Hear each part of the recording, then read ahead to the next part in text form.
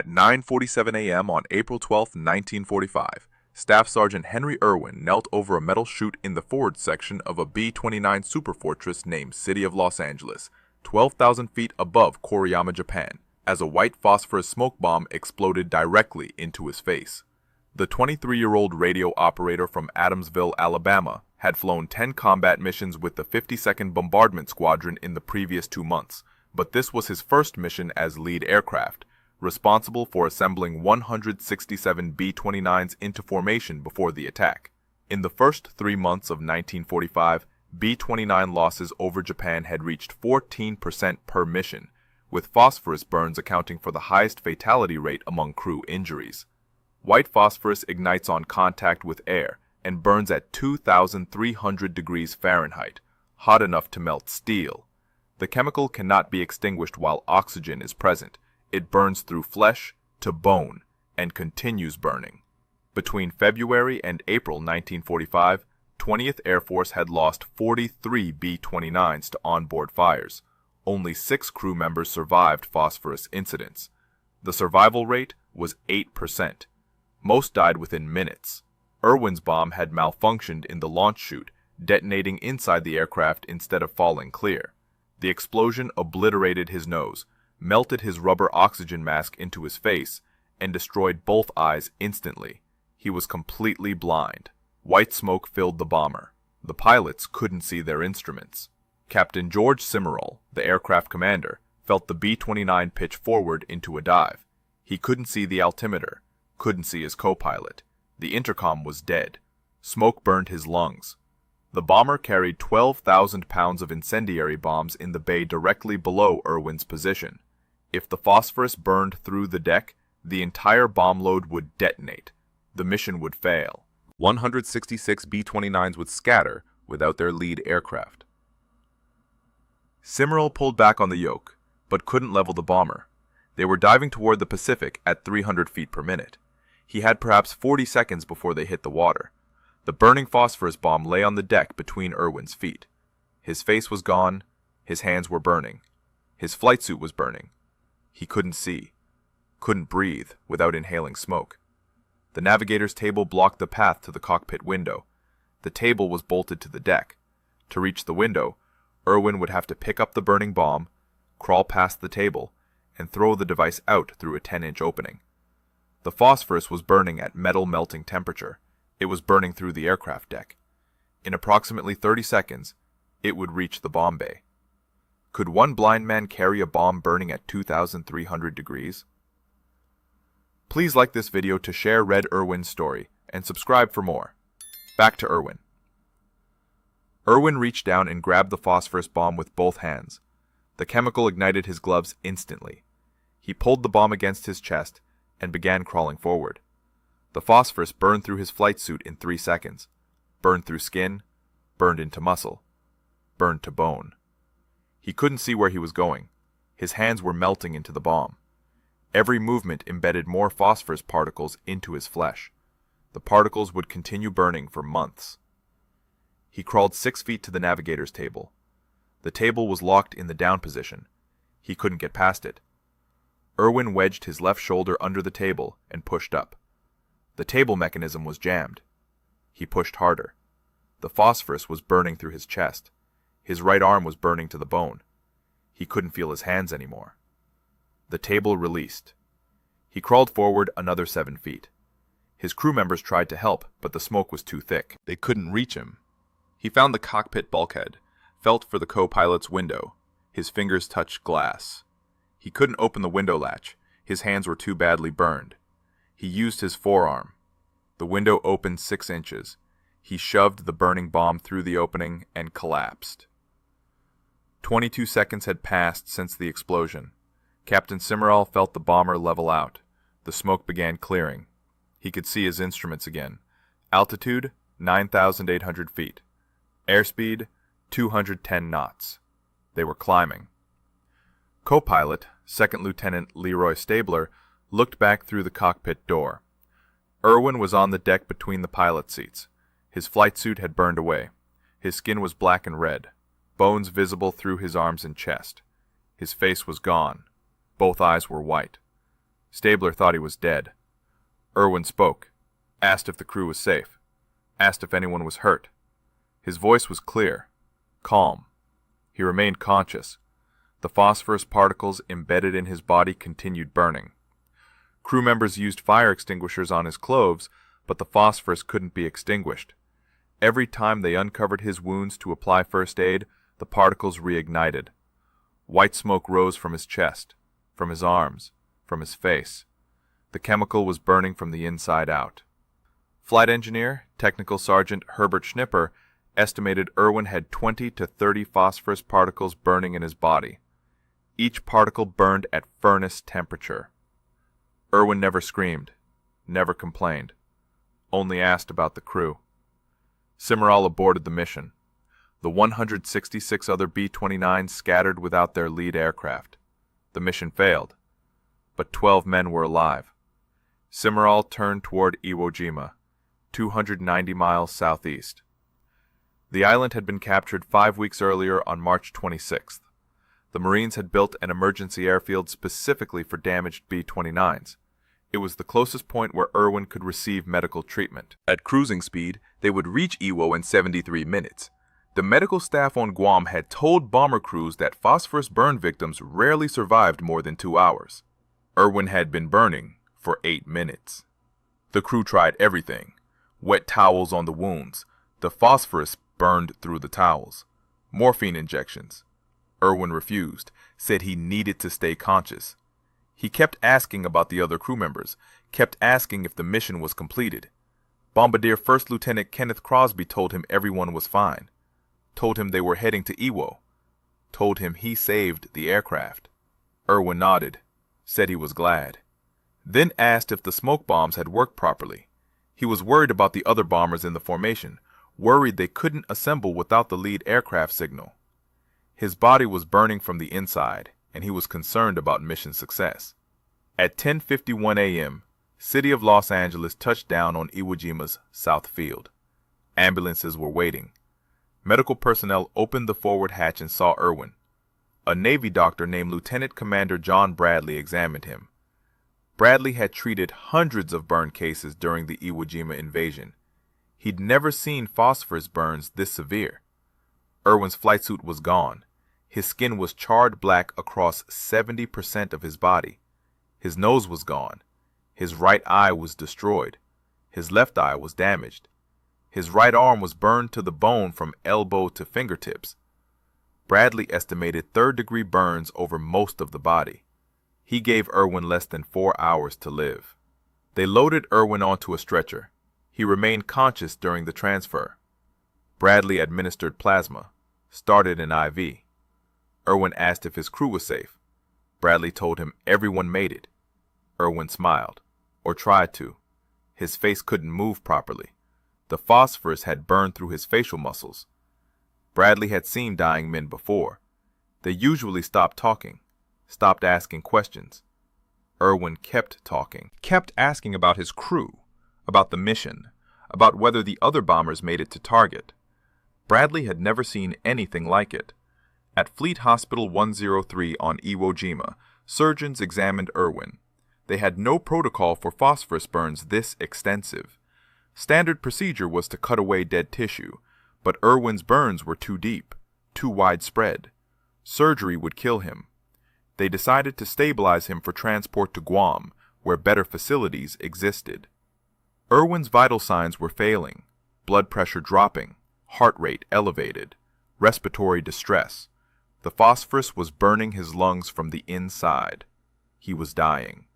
300 miles away on Guam, Major General Curtis LeMay received a radio report about the incident. The commander of 21st Bomber Command had lost 43 B-29s in 3 months. He'd seen hundreds of casualties, but this report was different. An enlisted man had picked up a burning phosphorus bomb, carried it through the aircraft while blind, saved 12 crew members. LeMay called his chief of staff, Brigadier General Loris Norstad, told him to prepare a Medal of Honor recommendation, immediately. Norstad said Medal of Honor approvals took months. LeMay said Irwin had hours. LeMay knew the regulations. Medal of Honor recommendations went through channels, Army Ground Forces, War Department, Congress, President. The process took 6 months minimum, sometimes a year. Irwin didn't have 6 months. He had maybe 6 hours. LeMay picked up the phone, called Major General Willis Hale, commander of Army Air Force's Pacific Ocean areas in Hawaii, told him about Irwin, told him they needed a Medal of Honor. Today. Hale said it was impossible. LeMay said find one. At 11:30 a.m., Norstad finished typing the Medal of Honor citation. 4 paragraphs, single page. He handed it to LeMay. The general read it once, signed it. Norstad took the document to the communication center, sent it to Washington via high-priority military channels. The message reached the War Department at 3:15 a.m. Washington time. A staff officer woke Secretary of War Henry Stimson. Stimson read the citation, called the White House. President Harry Truman had been in office for exactly 0 days. Franklin Roosevelt had died that morning at 1:35 p.m. in Warm Springs, Georgia. Truman was being briefed on the war situation when Stimson's call came through. The new president listened to Irwin's story, approved the medal, signed the authorization. Total elapsed time from incident to presidential approval, 6 hours and 48 minutes. But approving a medal and delivering a medal were different problems. The Medal of Honor is a physical object, gold star suspended from a light blue ribbon. The War Department had medals in Washington, none in the Pacific. Hale's staff searched Guam, no medals. Searched Saipan, no medals. Searched Tinian, no medals. At 4:20 p.m., an aide remembered seeing a Medal of Honor in a display case at Fort Shafter in Hawaii, in the office of Lieutenant General Robert Richardson, commander of U.S. Army Forces Pacific. The display case was locked. Richardson was at a conference in Manila.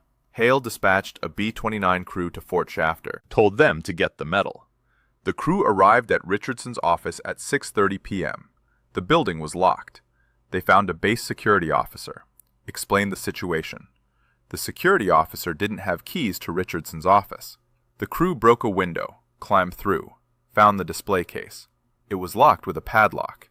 They broke the glass, took the medal, left a note explaining why, flew back to Guam, landed at 11:45 p.m., 13 hours after Irwin threw the bomb out the window.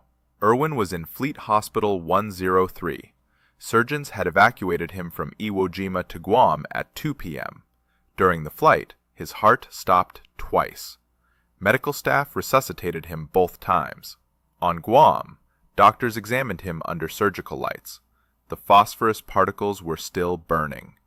They could see them glowing beneath his skin, small orange points of light across his chest, arms, and face, each particle burning at 2,000 degrees. The particles couldn't be removed. Too deep, too numerous.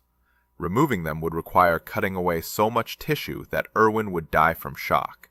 The doctors made him comfortable, gave him plasma, antibiotics, waited for him to die. He didn't die. At 2 a.m. on April 13th, Irwin's vital signs stabilized, heart rate steady, blood pressure holding, respiratory function improved. The phosphorus particles continued burning, but the rate had slowed. His body was somehow tolerating the chemical. The chief surgeon, Captain Thomas Manning, examined him again. Irwin was conscious, talking, still asking about his crew. Manning had been a military surgeon for 14 years. He'd seen every kind of combat injury. He'd never seen anyone survive this. Irwin should have died 8 times already. Shock, blood loss, respiratory failure, cardiac arrest, infection. Any one of those should have killed him. All 5 together should have been impossible to survive. Manning called LeMay at 03:30 a.m., told him Irwin was alive, still alive, probably going to stay alive. LeMay asked if Irwin was conscious. Manning said yes, completely conscious, talking. LeMay said he was coming to the hospital, bringing the medal. At 0900 hours on April 19, 1945, 7 days after the incident, Major General Willis Hale walked into Fleet Hospital 103 carrying a Medal of Honor. Irwin was in bed, his entire body wrapped in bandages except for a small opening at his mouth. He couldn't see, couldn't move, but he was conscious. Hale laid the medal on the sheet beside Irwin's head. Hale read the citation aloud. The other 11 crew members from City of Los Angeles stood at attention around the bed. Captain Simmerl, co-pilot Stabler, navigator First Lieutenant Eugene Strauss, bombardier Crosby, flight engineer Schnipper, radio operator Technical Sergeant Delbert Harmon, central fire control gunner Technical Sergeant Raymond Miner, tail gunner Staff Sergeant Michael Schaefer, right gunner Staff Sergeant Albert Leutzinger, left gunner Staff Sergeant George Pastorini, radar operator Staff Sergeant Leroy Krebs. Every man who Irwin had saved. They stood in dress uniforms. Several were crying. Irwin couldn't see them, but he knew they were there. He could hear them breathing. LeMay arrived 10 minutes later, walked directly to Irwin's bed, looked at the bandages, at the metal lying on the sheet, at the crew members standing at attention. LeMay was not known for emotion. He ran the most destructive bombing campaign in history. He'd ordered the Tokyo firebombing that killed 120,000 people in one night. He'd sent thousands of young men to their deaths over Japan. His staff called him Iron Ass. But when he spoke to Irwin, his voice was different, quieter. He said, "Your effort to save the lives of your fellow airmen is the most extraordinary kind of heroism I know." Irwin tried to respond. His voice was weak, damaged from smoke inhalation. He thanked the general. Said he was just doing his job. LeMay shook his head. Said no, this was beyond duty, beyond training, beyond anything he'd seen in 30 years of military service. He told Irwin the entire Pacific Command was talking about him. Every bomber crew from Guam to Tinian knew his name, knew what he did. They were calling him the bravest man in the 20th Air Force. Irwin said he wasn't brave. He was scared the entire time. LeMay said that's what makes it brave. The Medal of Honor presentation made headlines across the United States. Newspapers ran the story on front pages. The fastest Medal of Honor in American history. 7 days from incident to award. The previous record was 43 days. Radio broadcasts told Irwin's story coast to coast. His mother, Pearl Irwin, heard about it on the radio in Adamsville, Alabama. She hadn't known her son was injured. The Army notification telegram arrived 3 days after the radio broadcast. She collapsed when she read it. The telegram said Henry was alive but severely wounded, expected to survive. The Medal of Honor ceremony had already happened by the time she learned he was hurt. Irwin remained in Fleet Hospital 103 for 37 days. The phosphorus particles continued burning. Doctors performed 12 surgeries trying to remove them. They cut away dead tissue, grafted new skin, rebuilt his face. The surgeries took 6 to 8 hours each. Irwin endured them without complaint. Between surgeries, he asked about his crew, about the mission, about whether the other B-29s made it to target. Nurses told him the mission was scrubbed after City of Los Angeles aborted. Irwin was disappointed, said he wished the mission had succeeded. The nurses couldn't believe it. The man had saved 12 lives and nearly died, and he was worried about mission success. On May 26th, doctors evacuated Irwin to Letterman General Hospital in San Francisco. The flight took 14 hours.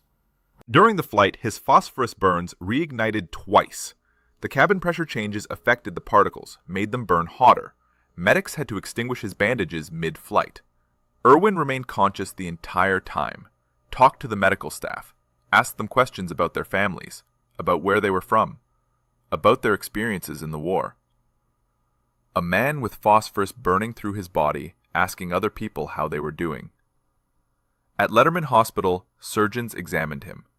Chief of Plastic Surgery Major John Longacre had treated hundreds of burn cases. He'd never seen phosphorus burns this severe on a living patient. Irwin had third-degree burns over 70% of his body.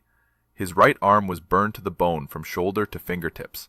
His face required complete reconstruction. Both eyes were damaged. His nose was gone. His right ear was gone. Longacre estimated 40 surgeries minimum, maybe more.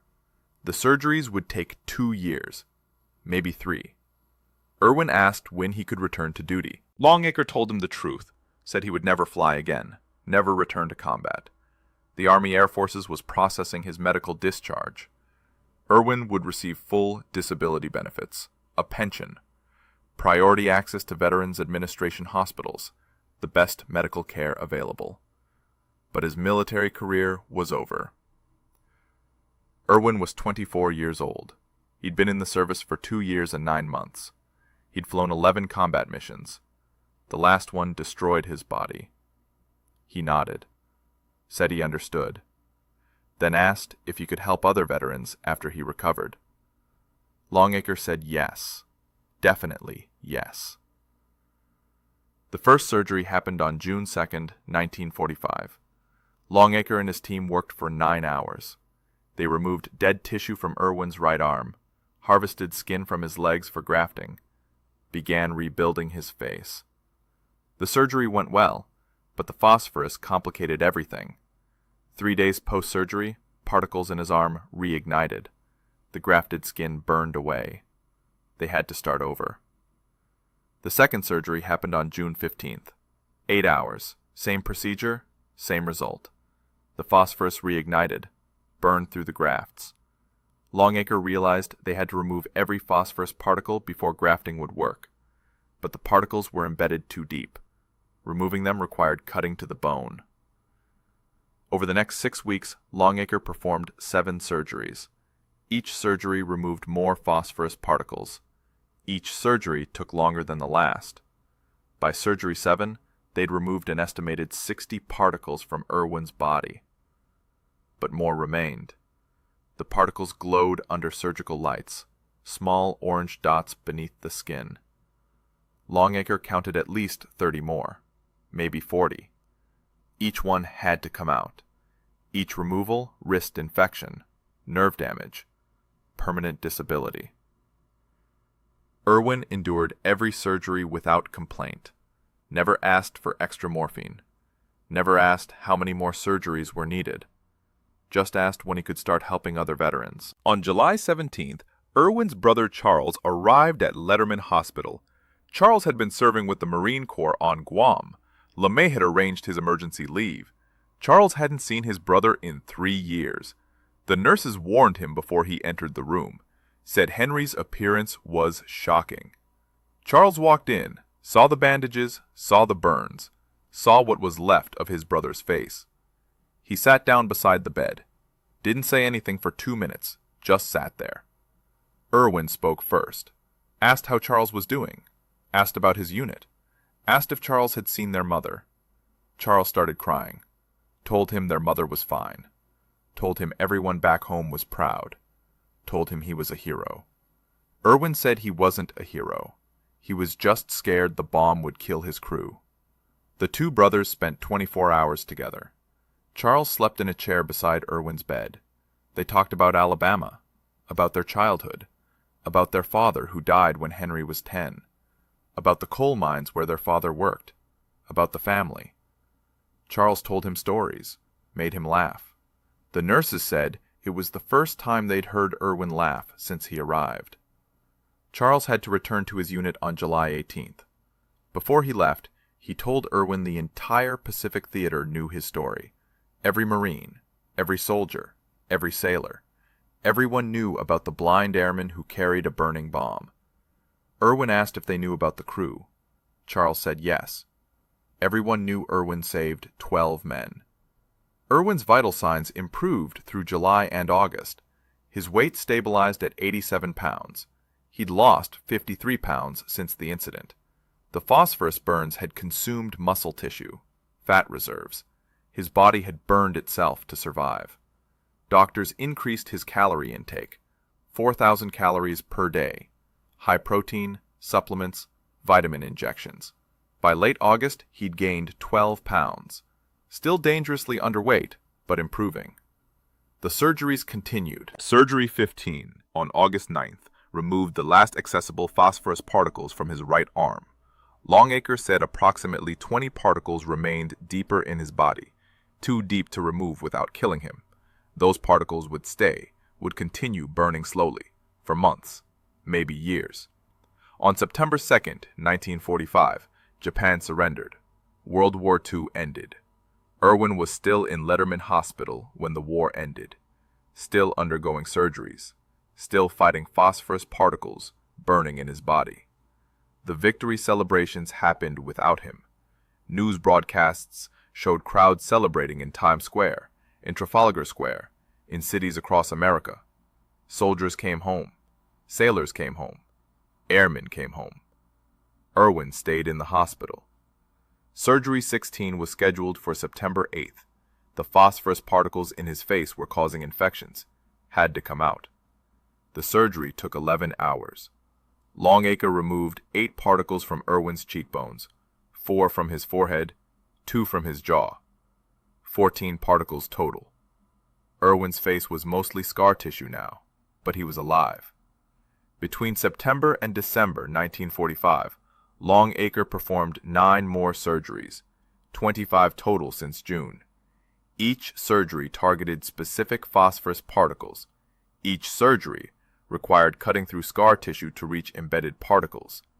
Each surgery risked further disfigurement. Irwin never refused a surgery, never asked to stop. He wanted the particles out, wanted to stop burning, wanted to heal enough to help other veterans. Longacre told him complete healing would take years, maybe 5 years, maybe more. The phosphorus damage was too extensive, too deep. Some particles would remain in his body permanently. Irwin accepted this, said he'd work with what he had. On December 20th, 1945, doctors cleared Irwin for limited mobility. He could walk with assistance, could feed himself with his left hand. His right arm had limited function. The burns had destroyed most of the muscle tissue, damaged the nerves. His fingers barely moved. Physical therapists worked with him daily, stretching exercises, strength training, range of motion drills. Irwin completed every exercise, never complained about the pain. The therapists said he was the most determined patient they'd ever treated. He said he wanted to be useful again, wanted to help people. The therapists told him he already helped people. He saved 12 lives. Irwin said that was his job. He wanted to do more. His left eye had regained partial vision. He could see shapes, light and shadow. Colors were distorted but present.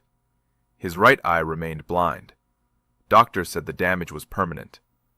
Irwin adapted, learned to judge distances with one eye, learned to read with his face 6 inches from the page, learned to navigate without depth perception.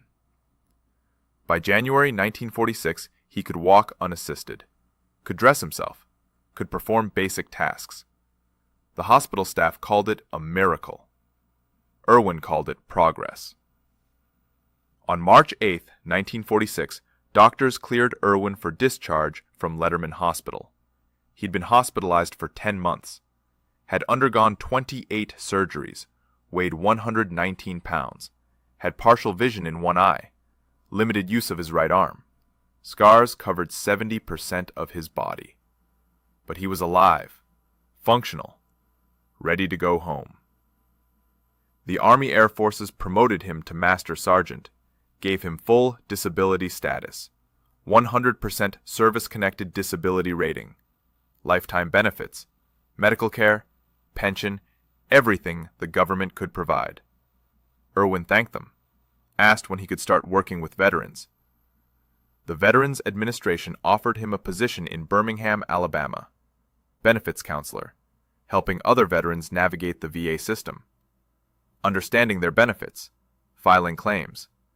Irwin accepted immediately, said it was perfect, said he wanted to spend his life helping the men who served.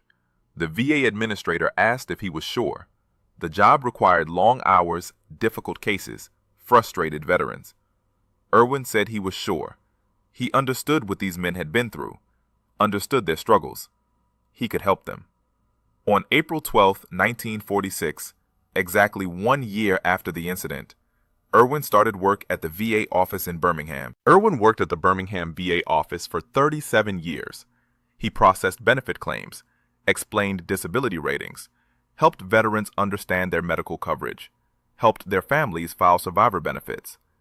He worked 6 days a week, 10 hours a day. Never missed a shift unless he was hospitalized. Between 1946 and 1953, he underwent 13 additional surgeries.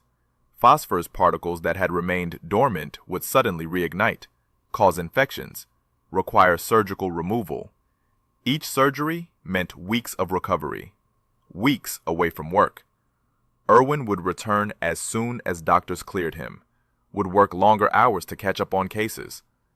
Veterans who worked with Irwin remembered him decades later, said he never seemed frustrated, never acted like their problems were inconvenient. He'd sit with them for hours, explain their options, fill out their paperwork, make phone calls on their behalf, follow up weeks later to ensure their claims were processed. When veterans asked about his scars, he'd tell them the story, tell them about the bomb, about the crew, about the 22 seconds. Veterans said talking to Irwin made their own problems seem manageable. If he could survive that and still help people, they could handle their situations.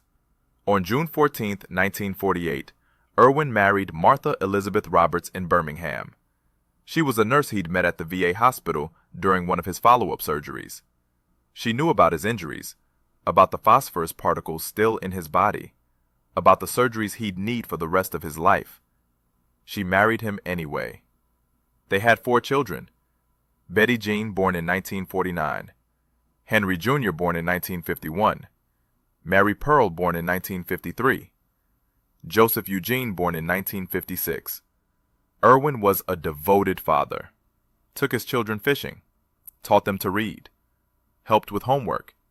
His children said he never talked about the war unless they asked. Never complained about his injuries. Never acted like he deserved special treatment. Just lived his life, raised his family, went to work. The phosphorus particles never stopped causing problems. In 1958, a particle in his chest cavity reignited, required emergency surgery. In 1963, particles in his right arm caused a severe infection. Doctors removed more muscle tissue. His arm function deteriorated further. In 1969, particles near his spine caused nerve damage, resulted in chronic pain, permanent limp. Irwin adapted to each new problem, never asked for extended disability leave, never requested accommodations at work, just kept helping veterans. His supervisors said he was the most dedicated employee they'd ever had.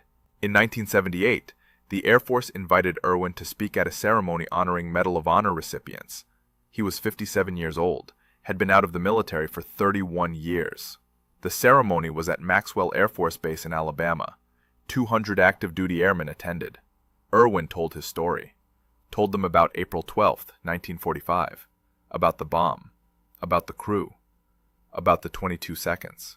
When he finished, the audience stood, applauded for 6 minutes.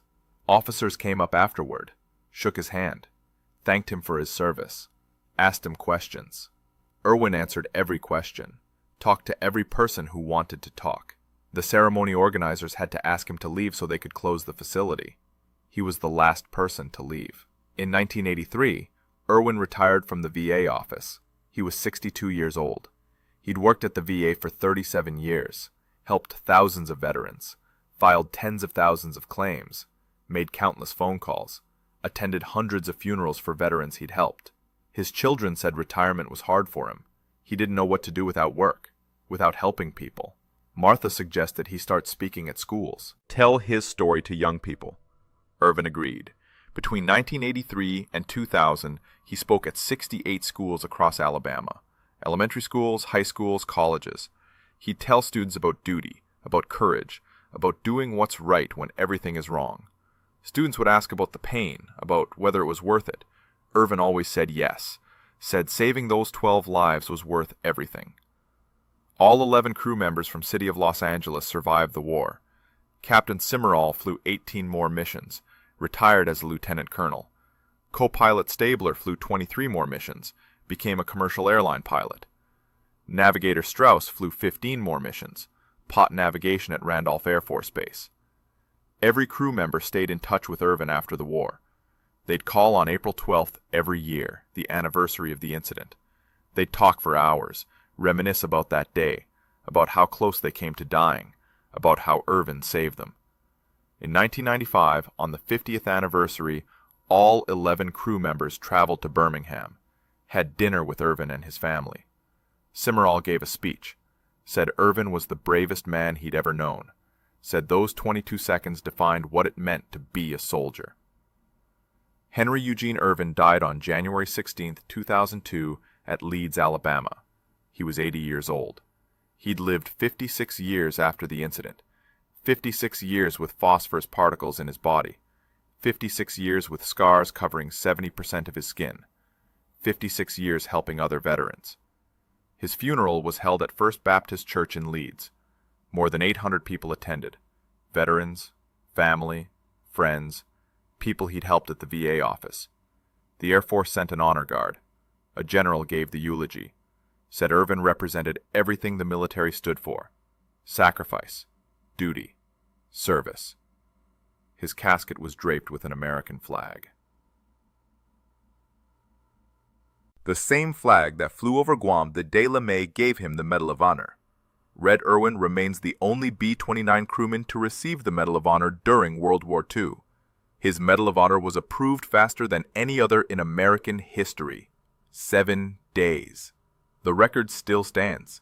In 2004, the Air Force renamed a building at F.E. Warren Air Force Base Irwin Hall in his honor. In 2020, the 20th Air Force Headquarters building at the same base was also renamed for him. His story is taught at every Air Force basic training class, every officer candidate school, every leadership course. They teach future airmen about the 22 seconds that saved 12 lives, about the man who carried a burning bomb while blind, about duty above self. Red Irwin's story reminds us what one person can do when everything is on the line.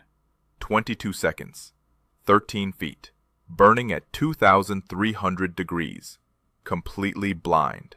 He could have done nothing, could have let the bomb burn, could have saved himself. Instead, he grabbed it. If this story moved you, please hit that like button and subscribe to keep these forgotten heroes alive. Drop a comment below and tell us where you're watching from. We've got viewers from over 90 countries, and every comment helps us reach more people who value these stories. Thank you for watching, and thank you for honoring the memory of Master Sergeant Henry Eugene Irwin and the 11 crew members whose lives he saved on April 12, 1945.